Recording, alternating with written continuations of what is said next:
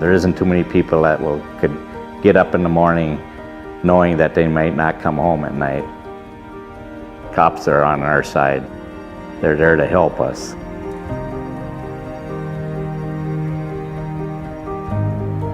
Right now, it's like they got a target on their back. They're not getting the respect that they deserve. To me, it looks like the same thing that happened to the cops as happened with the boys coming back from Vietnam.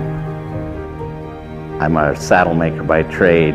I wanted something that nobody else has done. And to my knowledge, nobody else has made a commemorative saddle. And I have a thing about having bare leather. I don't like just plain leather. I use every inch of the leather, inside and out, and cover it. As many details as I can, that's what draws the people. It's a very emotional saddle. In fact, when I was at the state fair, I'd have to have a box of Kleenex by the saddle because there was just so many of them. And I'd get the people that would, they'd be in their street clothes and they'd be looking down at the saddle looking for their badge. And I just went up to them and said, "You must be the law enforcement." "Yeah, how do you know?" "Because you're looking for your badge, your county or your city on there." Because they're proud of where they work, what they do. I wanted to find something unique, some kind of an eye catcher, try to get all 87 of the counties to donate a badge. Gave that job to my wife.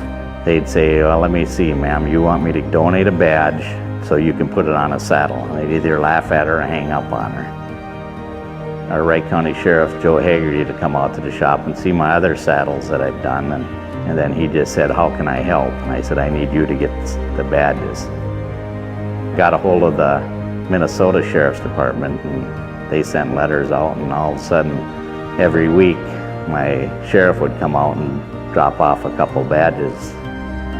These badges are not going to be sold or anything. They're strictly out there to honor our law enforcement. Once it started getting out there that I was building it, the cities started getting a little jealous. They wanted to be on there. It started getting out there a little bit more. People were taking pictures, and all of a sudden I started getting badges from out of state. One day I got a badge from the city of Chicago, and I got one from the Canadian Mounted Patrol, so now it's pretty much international now. Wherever I go with this, I'm with this saddle all the time. I don't leave it nowhere because the badges are valuable and they're irreplaceable. One of my wife's best friends' husband was a cop in Elk River and was shot and killed. She donated her husband's badge to this saddle. On the back side of it, I have their Bible verse wrote on there, and I have his signature on there. Todd was very patriotic. And then Timothy Bradley, in his part-time, he would whittle peace pipes. Then he would actually give them to some of the gang members. "It's only love that matters." That was his last words on his deathbed. That canine right there is Saber. He was died 6 days before his retirement. He always had that quirk in his ear. He was very well known in Wright County. Cop down there helping a kid.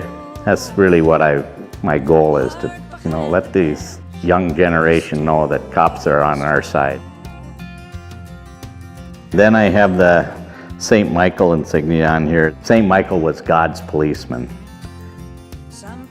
Then on the bridle, for 30 years or better, the cop's main handgun was the old .38 police positive, and it would have shot a .38, so I put that on the back of the cantle with the empty shell casings.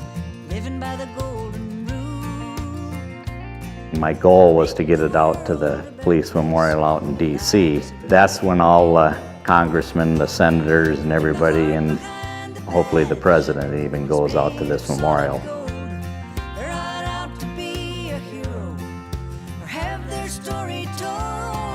I built this saddle to tell a story, to thank our law enforcement for what they do.